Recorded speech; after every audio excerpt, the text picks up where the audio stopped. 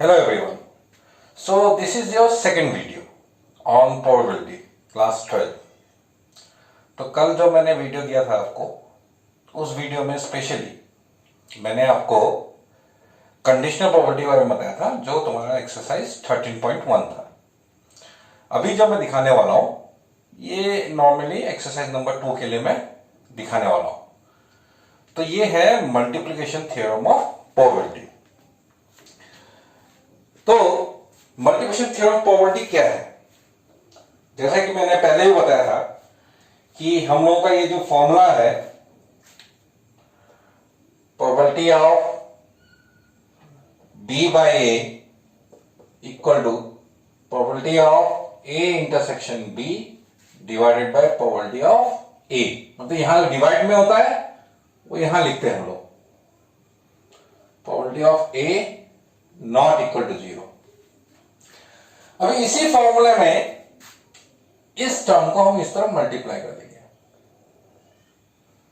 तो probability of B by A into probability of A equal to होता है probability of A intersection B. ये है multiplication formula. तो अब ये कल जो हमने फॉर्मूला यूज किया था उससे कैसे डिफरेंट है, इसको समझने के लिए आपको ये देखना होगा कि दो इवेंट है। First event A, second event B.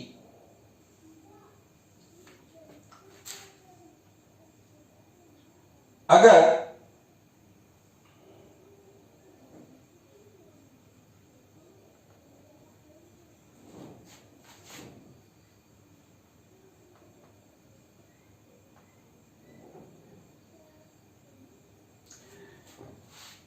A first event है, बी सेकेंड इवेंट है। ए का रिजल्ट दिया हुआ है, बी का रिजल्ट निकालने के लिए दिया है। देन यूज कंडीशनल प्रोबेबिलिटी, जो हम लोगों ने एक्सरसाइज 13.1 में किया था।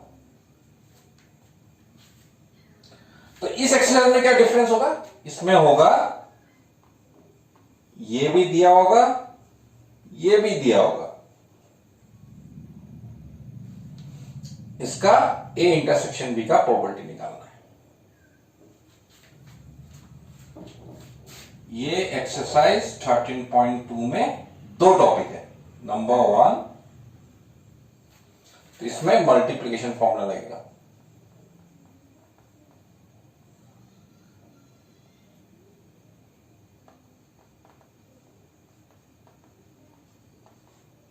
और एक और आएगा डेट वी से एज इंडिपेंडेंट इवेंट। तो सेकेंड एक्सरसाइज में हम लोगों का ये दो टॉपिक को रिलेटेड क्वेश्चंस करने होंगे। फर्स्ट एक्सरसाइज में पहला वाला इवेंट जो फर्स्ट हो गया इवेंट वो गिवन है, सेकेंड वाला का प्रोबेबिलिटी निकालना है। तब होगा कंडीशनल प्रोबेबिलिटी, ये वाला फॉर्मूला यूज करना है। 13.2 में क्या है, फर्स्ट एंड सेकंड दोनों क्या होगा बता देगा तुमको ए इंटरसेक्शन बी का प्रोबेबिलिटी निकालना है। मतलब इसका जैसे फॉर एग्जांपल, मैं एक एग्जांपल ले रहा हूं।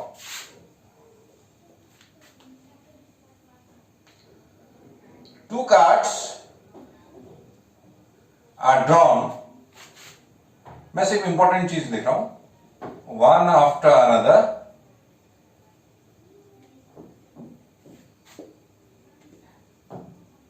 without replacement.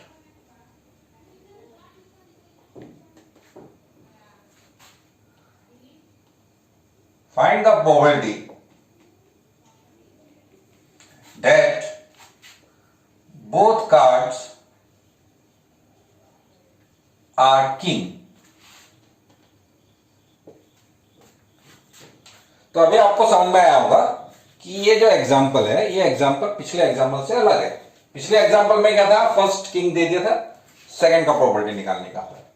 अब की बार हम लोगों को फर्स्ट का प्रोबेबिलिटी, सेकंड का प्रोबेबिलिटी दोनों ही बता दिया कि दोनों ही किंग होगा। हमको निकालना है कि फाइनल जो दोनों किंग होने का प्रोबेबिलिटी कितना है। तो let A card drawn is a king, तो प्रोबेबिलिटी ऑफ ए होगा 4/52। आप चाहे तो कैंसिल करके 1/13 बना सकते हैं। Then B, second card is king. अब सेकेंड कार्ड किंग है तो क्या करना होगा हमको, तो हम लोग को इसका प्रोबेबिलिटी निकालना होगा B/A, मतलब ऑलरेडी एक किंग बाहर में है, एक किंग है ही नहीं, तो अब मेरे पास में कितना किंग बचा, 3। टोटल कार्ड्स कितना है, 51, तो ये होगा मेरा 3/51। अब मुझे निकालना है प्रोबेबिलिटी दैट बोथ किंग, मतलब A इंटरसेक्शन B, पहला वाला भी किंग, यहां लिख सकते हैं हम लोग first card drawn is a king, second card is king.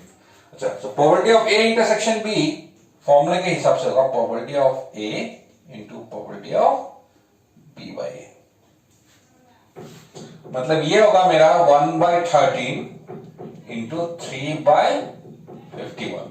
ये जो आंसर होगा ये मेरा इसका फाइनल आंसर होगा। तो इसके लिए हमको क्या करना है, और ये जब हम लोग निकालते हैं ना B/A, ये विदाउट रिप्लेसमेंट में ही होगा। मैंने आपको पहले बताया था कि ये जो एग्जांपल है, ये एग्जांपल करने से भी हम लोगों को ये बात का ख्याल रखना है कि ये विद रिप्लेसमेंट है या विदाउट रिप्लेसमेंट है, क्योंकि इससे तो प्रोबेबिलिटी निकालने का जो प्रोसीजर है वो चेंज होता है। तो अभी मेरे पास में ये था विदाउट रिप्लेसमेंट, इसलिए मैंने क्या किया, विदाउट रिप्लेसमेंट में पहला वाला का प्रोबेबिलिटी निकाल लिया, दूसरे वाले का प्रोबेबिलिटी निकाल लिया, लेकिन ये निकालते समय ये पहला वाला का जो इवेंट है इसके बारे में हम लोगों को ख्याल रखना पड़ता है, इसलिए वो B/A, मतलब ऑलरेडी एक कार्ड बाहर है, B/A का मतलब तब जो कार्ड का प्रोबेबिलिटी होगा, मतलब किंग होने का, वो होगा 3/51। और फाइनल प्रोबेबिलिटी के लिए हमको मल्टीप्लाई करना है। ये मैंने 2 कार्ड के लिए दिखाया है। अब 3 कार्ड होगा तो क्या होगा, तो 3 कार्ड के लिए भी प्रोसेस एक ही होगा, तो प्रोसेस में कोई चेंजेस नहीं है। प्रोसेस में होगा क्या, तब A intersection B intersection C, मैं लिखूंगा प्रोबेबिलिटी ऑफ A, उसके बाद मैं लिखूंगा इनटू प्रोबेबिलिटी ऑफ B/A, मतलब A ऑलरेडी हो गया, फिर मैं लिखूंगा probability of C/A intersection B, इसका मतलब है ये दोनों हो गया। लेकिन अल्टीमेटली इसका जो रिजल्ट निकालना है, हम सब प्रोबेबिलिटी को अलग अलग से लेंगे और आपस में मल्टीप्लाई करेंगे। मल्टीप्लिकेशन फॉर्मूला मतलब है ये प्रोबेबिलिटी निकालेंगे, इसको भी निकालेंगे, इसको भी निकालेंगे, और हम लोग आपस में सब मल्टीप्लाई करेंगे, यही मल्टीप्लिकेशन फॉर्म है। इसमें नया और कुछ नहीं है, हमको बहुत ज्यादा कुछ उसमें टेक्निक लगा के, बहुत मेथड लगा के निकालने का जरूरत नहीं है। So find probability of A, find probability of B/A, find probability of C, actually C/A intersection B, तीनों प्रोबेबिलिटी निकालना है और उसके बाद में उसको मल्टीप्लाई करना है, यही इसका बेसिक्स है। तो इंडिपेंडेंट इवेंट जाने से पहले मैं आप एक और क्वेश्चन सॉल्व करता हूं। ये है exercise 13.2 question number 3। Exercise 13.2 question number 3, और ये क्वेश्चन में दिया हुआ है a box of oranges, box of orange दिया हुआ है,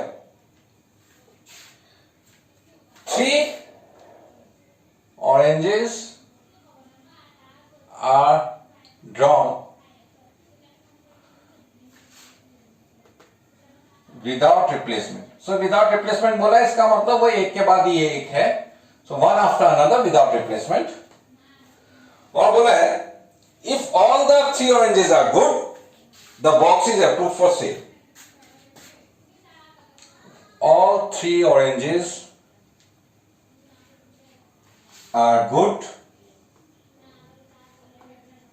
box is approved for sale. Question में थोड़ा शॉर्ट में लिख रहा हूं, otherwise rejected.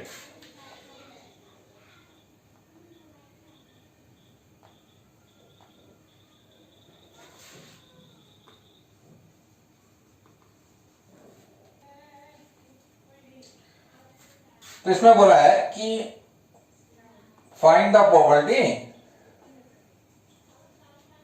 If in A box of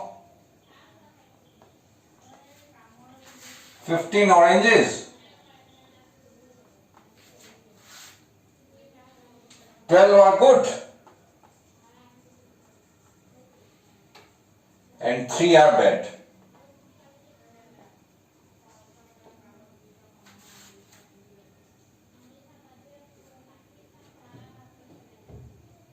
Is approved for sale.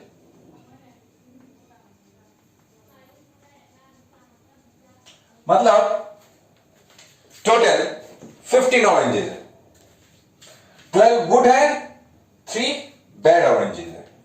तो मैंने कहा कि 3 ऑरेंज निकालेंगे without replacement. So without replacement मतलब फर्स्ट ऑरेंज निकाला, उसको दोबारा हम लोगों ने उस बॉक्स में नहीं रखा, बाहर रखा. सेकंड निकाला, उसको भी फिर हमने बाहर रखा. थर्ड निकाला, उसको भी बाहर निकाला. और ये तीनों ऑरेंजेस अगर अच्छे हुए, good, if this three oranges are good, this box is approve for sale. तो ये अप्रूव हो जाएगा सेल के लिए. लेकिन उसमें प्रॉब्लम है, उसमें 12 गुड ऑरेंजेस है और 3 बैड ऑरेंजेस है. तो क्या प्रोबेबिलिटी है ये अप्रूव हो जाए? तो इसका मतलब है प्रोबेबिलिटी ऑफ G1, मतलब पहला ऑरेंज गुड निकलने का. तो पहला ऑरेंज गुड निकलने का पॉसिबिलिटी कितना है? 12/15. आप चाहे तो कैंसिल कर सकते हैं या हम लोग बाद में भी कैंसिल कर सकते हैं. तो फर्स्ट अगर गुड निकला तो दूसरा भी गुड निकलना होगा. सो प्रोबेबिलिटी ऑफ G2/G1, G2/G1 मतलब पहला वाला गुड जो निकला था उसको बाहर रखा हुआ है. अभी उस बॉक्स में कितना गुड ऑरेंजेस है? टोटल 12 गुड ऑरेंजेस था, मतलब अभी एक बाहर है तो 11 होगा एंड टोटल 14 हो गया. Probability of G3, G1 intersection G2, already 2 good oranges बाहर है, थर्ड ऑरेंज गुड होने का प्रोबेबिलिटी कितना है? That will be 10/13. ये G1, G2, G3 ये मैंने लिखा नहीं है, you write it. G1 means first orange is good, G2 means second drawn orange is good, G3 means third drawn orange is good. So probability of G1 intersection G2 intersection G3 equal to क्या करना होगा? ये तीनों को हमको multiply करना है. ये इसका बेसिक है, बहुत सोचने का जरूरत नहीं है. फॉर्मूला क्या है? तीनों को मल्टीप्लाई करना है. सो 12/15 इंटू 11/14 इंटू 10/13. कैंसिल होगा तो कैंसिल करना है, और नहीं तो उसके बाद में जो फाइनल आंसर होगा वही मेरा फाइनल आंसर है. तो इसको बहुत ज्यादा मतलब टेक्निकली देखने का जरूरत नहीं है. It's a very simple process. इसका सिंपल बात यही है कि यू हैव टू मल्टीप्लाई. अगर आपके पास में कई इवेंट्स है तो सारे इवेंट्स को आपस में मल्टीप्लाई करना है. तो ये है आपका एक इस एक्सरसाइज का एक पार्ट, मल्टीप्लिकेशन थ्योरम. और दूसरा पार्ट क्या है? वो है इंडिपेंडेंट इवेंट. तो इंडिपेंडेंट इवेंट किसे कहते हैं?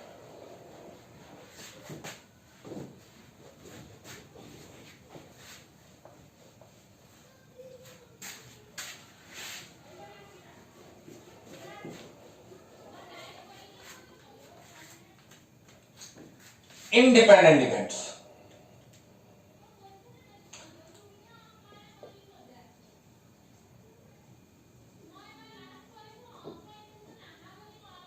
इंडिपेंडेंट इवेंट्स किसे कहते हैं? इंडिपेंडेंट इवेंट्स वैसे इवेंट्स जिस इवेंट में फर्स्ट जो इवेंट हो रहा है, मतलब दो कार्ड निकालने वाला जो हम लोग केस लेते हैं ना, दो कार्ड निकालते हैं 52 कार्ड से विदाउट रिप्लेसमेंट। सो पहला कार्ड निकाला, बाहर रख दिया, फिर दूसरा कार्ड निकाला। लेकिन अगर मैं पहला कार्ड निकाल के देख के मैं वापस इसी 52 कार्ड्स के साथ में रख दिया, उसको बाहर नहीं रखा मैंने, अब अगली बार मैं जो भी निकालूंगा, क्योंकि पहला कार्ड जो बाहर नहीं रखा उसको इसके साथ में रखा, इसकी वजह से दोबारा से प्रोबेबिलिटी तो एक ही रहेगा। सेकंड कार्ड जो भी हो, वो सेम कार्ड भी दोबारा निकल सकता है मेरा जो पहली बार निकला था। लेकिन अगर मैं विदाउट रिप्लेसमेंट करूं, उसको बाहर रखूं, तो दोबारा वो ये वाला कार्ड नहीं निकलने वाला, ये बाहर है। लेकिन अगर दोबारा उसको यहां रखूं विद रिप्लेसमेंट, तब वो इंडिपेंडेंट इवेंट हो जाएगा। या दो कॉइन टॉस कर रहा हूं मैं, फर्स्ट कॉइन टॉस किया, उसका रिजल्ट मैंने नोट किया, उसके बाद मैं सेकंड कॉइन टॉस किया। अब सेकंड कॉइन में जो भी रिजल्ट आने वाला है, फर्स्ट कॉइन के रिजल्ट की वजह से इफेक्ट नहीं करने वाला है। तो tossing of coin is always independent, throwing of dice is always independent. So tossing of coin, throwing dice, या drawing with, मैंने अंडरलाइन किया रिप्लेसमेंट,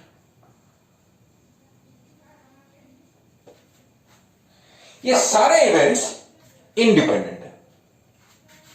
तो इंडिपेंडेंट इवेंट में होता क्या है, प्रोबेबिलिटी ऑफ बी बाई ए, जो हम लोगों का फर्स्ट लेक्चर में हमने सुना था, बी बाय ए का मतलब होता है कि फर्स्ट इवेंट ए हो गया, उसके इफेक्ट की वजह से प्रोबेबिलिटी बी हम लोग लिखते हैं। मतलब ये इवेंट हो गया है तो इसका इफेक्ट है, फिर उसका प्रोबेबिलिटी बी का प्रोबेबिलिटी लिखते हैं। लेकिन अगर तब ऐसा हुआ इंडिपेंडेंट हुआ, इसका कोई इफेक्ट ही यहां नहीं रहेगा, तो इसको लिखने का कोई मतलब नहीं है, हम डायरेक्ट प्रोबेबिलिटी ऑफ बी लिख सकते हैं। In case of independent event, probability of B by A probability of B बन जाएगा। उसके वजह से if A and B are independent events, तो mathematically probability of A intersection B equal to होगा प्रोबेबिलिटी ऑफ ए इंटू, पहले हमारे पास क्या था, probability of B by A था, जो पहले वाला फॉर्मूला था। अब क्या होगा, इसका कोई मीनिंग नहीं रहेगा, प्रोबेबिलिटी ऑफ बी होगा। तो ये है हम लोगों का वो फॉर्मूला जो हम इस एक्सरसाइज में यूज करेंगे। मतलब इंडिपेंडेंट इवेंट अगर होगा तब भी हम मल्टीप्लाई करते हैं, मल्टीप्लाई तब भी करते हैं ए इंटरसेक्शन बी निकालने के लिए। लेकिन अगर दोनों को मल्टीप्लाई करके जो रिजल्ट मिला वो ए इंटरसेक्शन बी के साथ बराबर हुआ, तो हम लोग कहेंगे A and B are independent. मतलब ए एंड बी इंडिपेंडेंट हुआ तो ये होगा, और अगर ये हुआ तो ए एंड बी इंडिपेंडेंट होगा। तो किस तरह के क्वेश्चन होंगे, फॉर एग्जाम्पल चेक वेदर ए और बी आर इंडिपेंडेंट और नॉट, मतलब हमको चेक करना है इंडिपेंडेंट है कि नहीं। अब टॉसिंग ऑफ कॉइन बोल दिया, लेकिन इवेंट्स हमेशा उस तरीके का नहीं भी हो सकता है। तो इवेंट को हम लोग अगर दूसरे तरीके से लिखें, जैसे फॉर एग्जांपल 3 कॉइन्स टॉस्ड,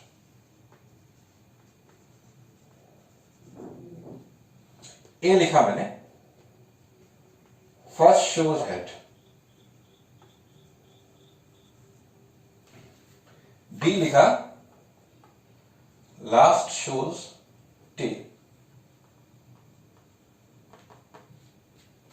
ये मैंने फर्स्ट लेक्चर में भी एग्जांपल दिया था। So sample space 3 card, 3 coin, तो होगा head head head, head head tail, head tail head, tail head head, tail tail head, tail head tail, head tail tail tail tail tail. A में क्या आएगा? First shows head, तो पहला वाला head,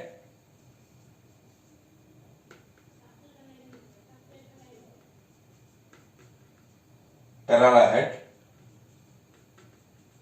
पहला head, पहला हेड।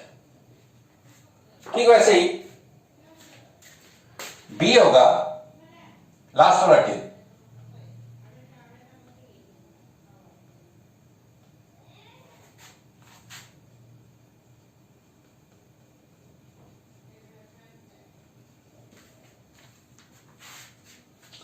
और ए intersection B आप लोगों को पता ही है, दोनों कॉमन एलिमेंट लिखना है। तो ये होगा हेड हेड टेल, पहला हेड लास्ट टेल, या टेल हेड टेल टेल, पहला हेड लास्ट टेल, बीच में क्या मतलब नहीं है। अब प्रोबेबिलिटी ऑफ ए कितना हुआ? 4/8, क्योंकि यहां 4 एलिमेंट है, यहां 8 एलिमेंट है, तो 4/8। प्रोबेबिलिटी ऑफ बी कितना? 4/8। Probability of A intersection B कितना? 2/8। अभी मुझे चेक करना है ए एंड बी इंडिपेंडेंट है कि नहीं। तो ए एंड बी इंडिपेंडेंट है कि नहीं मेरे को चेक करना होगा। ये मतलब मुझे क्या करना होगा? Probability of A into probability of B करके देखना होगा। 4/8 इंटू 4/8 इज इक्वल टू होगा 1/2, 1/2, 1/4।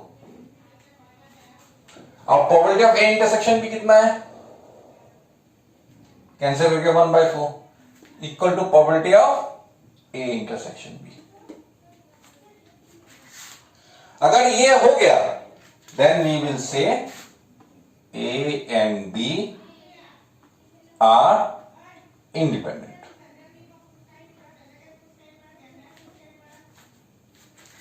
तो इस बात का आपको ख्याल रखना है। अभी बहुत लोग सोच रहे होंगे कि मैंने कहा कि टॉसिंग ऑफ कॉइन हमेशा इंडिपेंडेंट होता है, लेकिन टॉसिंग ऑफ कॉइन में फर्स्ट कॉइन सेकंड कॉइन के रिजल्ट को अफेक्ट नहीं करता है, लेकिन यहां पे first shows head last shows tail ऐसे अगर लिखा रहेगा तो वो अफेक्ट कर भी सकता है।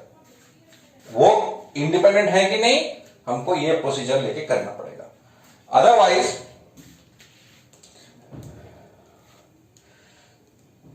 हम लोगों को अगर सिंगल कॉइन का बात होता तो इतना हम लोगों को सोचना नहीं पड़ता, लेकिन अभी यहां पे 3 कॉइन है इसलिए हमको ये देखना है।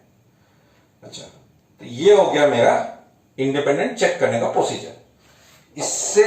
इसमें डिटेल जो क्वेश्चंस है ये हम लोग अगले वीडियो में करेंगे, कुछ इसके एक्सरसाइज के और क्वेश्चंस। तो आज के वीडियो में मैं सिर्फ एक और चीज डिस्कस करूंगा और इसे खत्म करूंगा,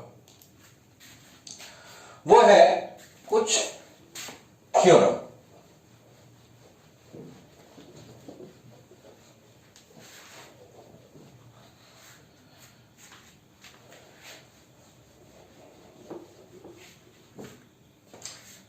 अगर 3 events A B C independent है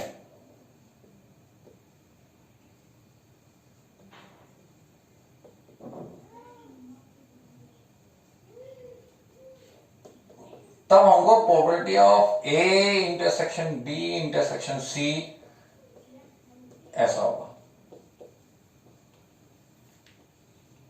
एंड सो ऑन। अगर इससे ज्यादा भी होगा तो हम लोग मल्टीप्लाई करते रहेंगे। Second, if A and B are independent। अच्छा,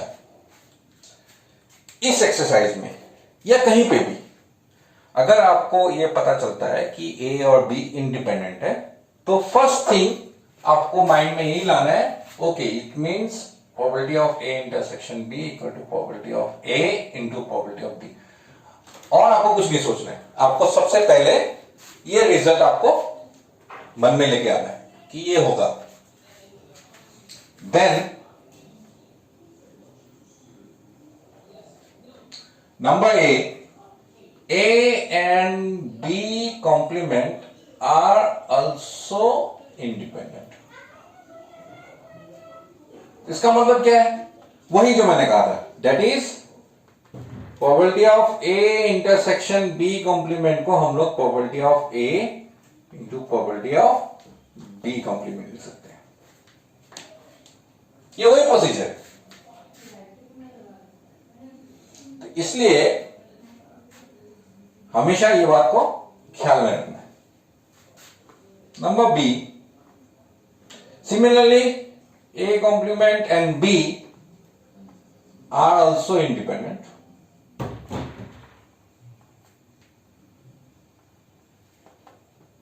तो इसका भी मतलब वही है, and A complement and B complement are also independent.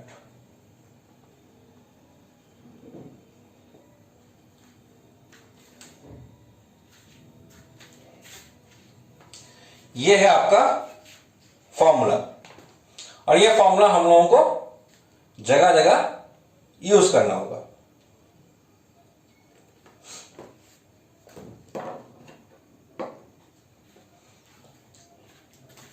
Proof, मैं एक का प्रूफ दिखा रहा हूं आपको। नंबर ए,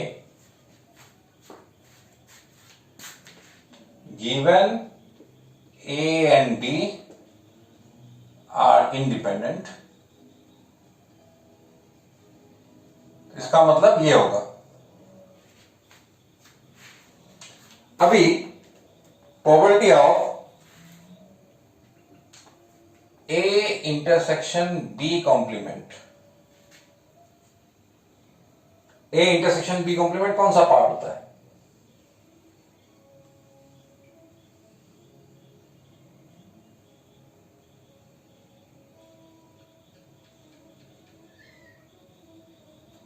ये वाला।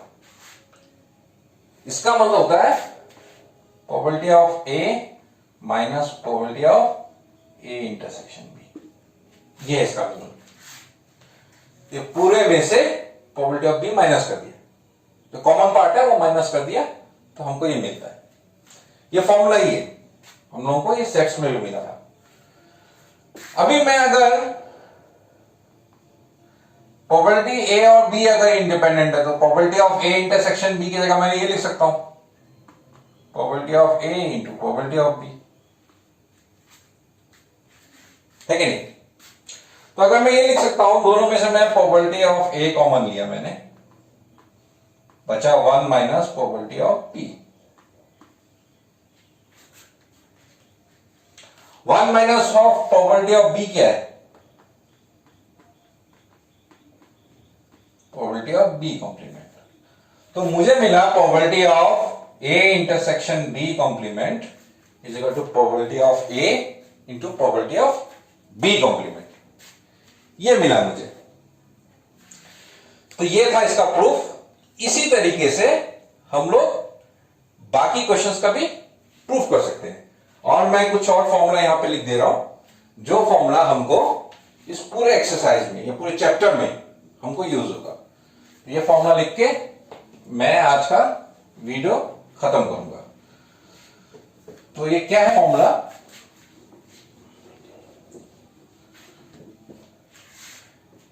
Number 1, probability of A complement हमेशा 1 माइनस प्रोबेबिलिटी ऑफ ए होता है, ये सबको पता है।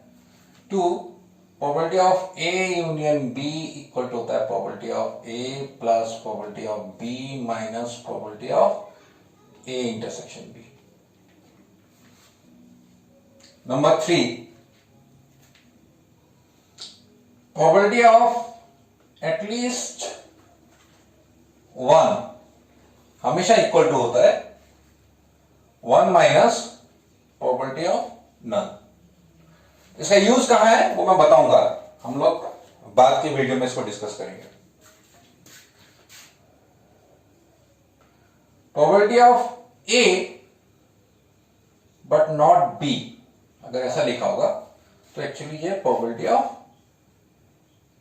ए माइनस बी बता रहा है, और इसका फॉर्मूला है probability of A minus probability of A intersection B. जो हम लोगों ने थोड़ी देर पहले किया। प्रोबेबिलिटी ऑफ नॉट ए और नॉट बी। नॉट ए का मतलब होता है ए कॉम्प्लीमेंट, और का मतलब होता है यूनियन, नॉट बी का मतलब होता है बी कॉम्प्लीमेंट। ये इक्वल टू होगा, इफ यू रिमेंबर हम लोगों का एक फॉर्मूला था सेट्स में, डी मॉर्गन्स लॉ। तो डी मॉर्गन्स लॉ में होता क्या है, अगर ये ऐसे कॉम्प्लीमेंट है, यहां मैं होल कॉम्प्लीमेंट दूंगा, तब इसको हमको लिखना होता है ए इंटरसेक्शन बी। मतलब यूनियन होगा तो इंटरसेक्शन में चेंज हो जाएगा, होल अगर कॉम्प्लीमेंट करते हैं हम लोग। ये डी मॉर्गन्स लॉ था।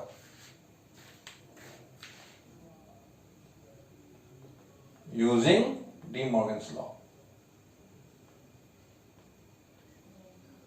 क्या था, A union B whole complement equal to A complement intersection B complement.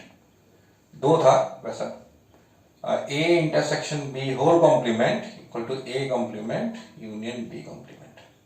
तो ये फॉर्मूला हम लोग यहां लगा रहे हैं, और होल कॉम्प्लीमेंट को हटाने का सिर्फ एक ही तरीका है, 1 minus probability of A intersection B.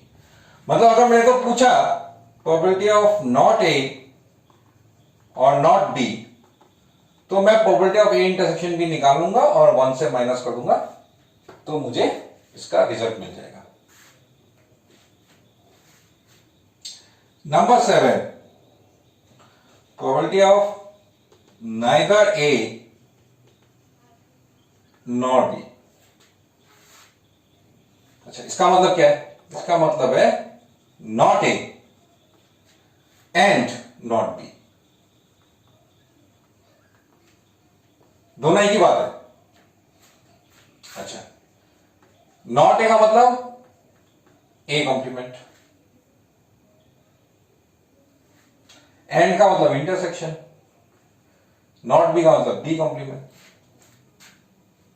Same procedure, whole complement करेंगे, होल कॉम्प्लीमेंट किया तो ये यूनियन बनाना पड़ेगा, और अगर ये यूनियन हुआ और ये होल कॉम्प्लीमेंट को हटाना है तो 1 माइनस करना होगा। तो probability of neither A nor be के लिए हमको ये फॉर्मूला यूज करना है। ये हम लोगों को एक्सरसाइज के क्वेश्चंस करने के लिए जरूरत होंगे, जो हम लोग नेक्स्ट जो वीडियो है उसमें डिस्कस करेंगे। और एक्सरसाइज में इंडिपेंडेंट इवेंट्स के ऊपर और भी थोड़े क्वेश्चंस हम लोग डिस्कस करेंगे। कुछ क्वेश्चन जो पिछले एग्जाम्पल में, पिछले कुछ सालों के बोर्ड एग्जामिनेशन में भी आए। So thank you. अगर आप लोगों को कोई डाउट है, just give me a message, ask me about your doubts, I will try to change that doubt, clear that doubt actually. और कुछ लोगों का वो था आज कि विजिबल नहीं था board, so I hope this time board is visible, आप लोग देख सकते होंगे। सो थैंक यू वेरी मच।